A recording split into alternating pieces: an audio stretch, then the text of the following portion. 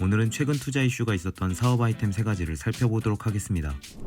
요즘 어린 친구들은 만화방에서 짜장면을 먹으면 만화를 보는 추억이 없을 것 같습니다. 밖에서 친구들과 놀던 와중에도 디지몬을 보기 위해 집으로 뛰어갔던 추억 역시 없을 것 같은데요. 요즘은 만화책 대신 웹툰을 보고 TV 대신 유튜브를 시청하기 때문입니다. 일요일에는 내가 요리사가 되거나 성류는 미녀가 좋아한다는 TV 광고 역시 SNS 광고로 대체되었습니다. 이렇게 온라인 문화는 10대 친구들의 일상으로 자리 잡게 된 것인데요. 이 10대 친구들에게 영향을 미치는 사람들은 여럿 있겠지만 그 중에서도 웹툰 작가나 유튜브 크리에이터들이 있습니다. 따라서 최근에는 어린 친구들도 크리에이터에 도전하는 경우가 많은데요. 크리에이터들은 창작 활동 이외에도 굿즈 제작 및 배송, CS, 재고 관리, 마케팅 등 다양한 부분을 신경 써야 하는 어려움이 있다고 합니다. 또한 콘텐츠를 소비하는 10대들은 자신이 좋아하는 크리에이터 또는 웹툰 캐릭터의 굿즈를 가지고 싶지만 판매하는 곳이 없어 아쉬워하는 경우가 종종 있다고 하는데요. 여기서 창작자와 소비자를 이어주기 위해 한 10대 소년은 스타트업을 설립했습니다. 페이스북에서 약 8만 명의 팔로워를 보유한 만화 페이지를 운영하는 남고생 상정태님과 유튜브 구독자 약 13만, 틱톡 팔로워의 370만 명을 보유하고 있는 여고생 크리에이터 김혜민님을 비롯하여 10대 고등학생 4명이 올해 5월 틴스튜디오를 설립하였습니다. 틴스튜디오는 크리에이터들의 콘텐츠와 연계된 IP 커머스 개발 등을 수행하는 스타트업인데요. 여기서 IP란 지식재산권을 뜻합니다. Z세대는 창작자와 사용자의 소통을 중요하게 생각하는 특징이 있다고 하는데요. 이를 고려하여 크리에이터들이 본인의 작품을 굿즈로 생산할 수 있게 합니다. 일방적인 판매가 아닌 SNS 기반 굿즈 커머스라는 형태의 서비스 제공을 하면서 크리에이터가 창작 활동에만 집중할 수 있도록 창작 이외의 활동을 도와준다고 합니다. 또한 여러 기업이나 기관,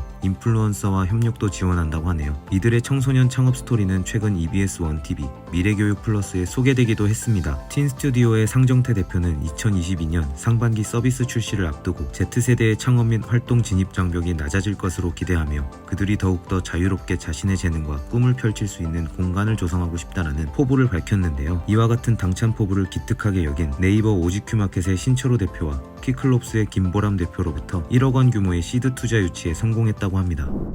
유튜브를 보며 인터넷으로 쇼핑을 하는 것이 우리는 어쩌면 당연한 일이라 생각할지 모르겠습니다. 몸과 마음이 지칠 때는 사랑하는 가족이나 연인의 사진을 보거나 산과 바다의 경치를 보러 가며 마음의 위안을 얻습니다. 그러나 앞이 보이지 않는 분들에겐 이것들은 당연하지 않은 이야기일 것입니다. 시각장애인 분들은 시각 정보가 대부분인 디지털 영역에 취약할 수밖에 없는데요. 특히 온라인 쇼핑과 같은 이커머스에서는 이 현상이 더욱 두드러졌습니다. 시각장애인의 대부분은 온라인 쇼핑을 제대로 이용하지 못하는 상황이었는데요. 상품의 정보를 볼 수가 없었고 결제에 어려움을 겪었습니다. 이런 문제를 해결하기 위해서 시각장애인을 위한 쇼핑 앱을 개발한 스타트업이 있습니다. 2018년 카이스트 학부 창업팀으로 시작한 와들은 시각장애인들의 접근성을 보장하는 인공지능 쇼핑 앱 소리마켓을 서비스하고 있습니다. 소리마켓은 쇼핑의 모든 과정을 시각장애인 스스로 할 수 있도록 접근성을 개선한 베리어 프리 쇼핑몰인데요. 상품 정보를 읽어주는 프로그램은 기존에 있었지만 텍스트만 인식해서 읽어주고 이미지 안에 들어있는 텍스트를 인식하지는 못했다고 합니다. 예를 들어 글씨가 가득한 이미지가 있다면 이미지로 읽어주고 끝나는 식이었다고 하는데요. 이에 와들팀은 광학 문자 인식 기술을 적용하였습니다. OCR 기술은 문자가 포함된 이미지를 스캐너로 인식하고 분석하여 컴퓨터로 읽을 수 있는 문자로 변환하는 기술이라고 합니다. 이 OCR 기술을 활용해 상품 이미지에 담긴 텍스트를 읽어주는 쇼핑 앱을 만들었습니다. 하지만 이미지 안에 불필요한 텍스트들이 많았기 때문에 이용자들이 혼란을 겪지 않도록 필요한 정보만 필터링하여 제공하는 자체 기술을 함께 개발했다고 하는데요.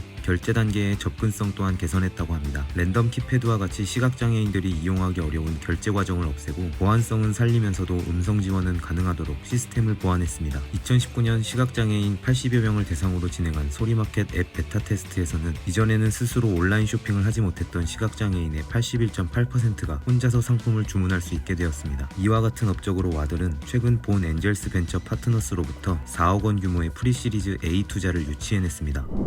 날이 추워진 요즘 불멍을 하며 따뜻한 커피가 한 잔 먹고 싶어지는데요. 여러분은 불멍이 무슨 뜻인지 알고 계신가요? 불멍이란 장작불을 보며 멍하게 있는 것을 의미하는 신조어입니다. 최근 불멍의 인기가 늘어나면서 캠핑과 글램핑을 찾는 사람들이 늘어났다고 하는데요. 코로나로 해외여행을 갈 수 없었기 때문에 펜캉스나 호캉스처럼 국내 여행이 많이 증가했습니다. 그런데 여행을 가려면 숙소를 예약해야 합니다. 숙박업소를 예약할 때 야놀자와 여기어때 등과 같은 서비스들은 여행 예약과 준비에 관한 고민을 해결해 줌으로써 우리에게 편리함을 제공해 줍니다. 덕분에 우리는 여행을 마냥 즐겁게 다녀오지만 숙박업소의 주인분들은 고민이 있다고 하는데요. 과연 어떤 고민일까요? 숙박시설을 창업하거나 운영하기 위해서는 많은 것들이 필요합니다. 먼저 홈페이지를 제작해야 하고 홍보와 마케팅을 통해서 매출을 끌어내야 합니다. 이처럼 많은 일들을 하면서 고객 관리를 동시에 해야 하기 때문에 판매자들은 큰 어려움을 겪고 있다고 하는데요.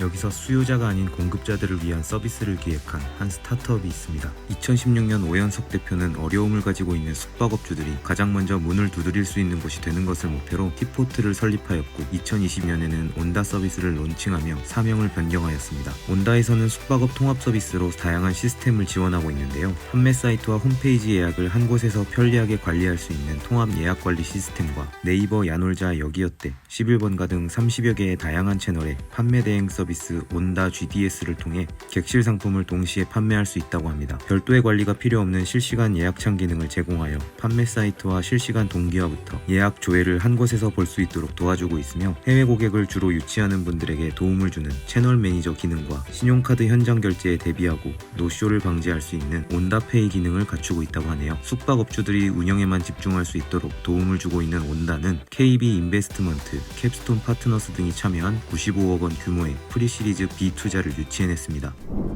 오늘 보신 비즈니스 모델들이 창업 아이디어를 떠올리시는데 도움이 되셨다면 좋아요와 구독, 알림 설정까지 부탁드릴게요. 요즘 뜨는 사업 아이템, 소자본 창업, 스타트업 외에도 다양한 창업 정보가 궁금하신 분들은 지금 미핑 캠퍼스에서 만나보세요.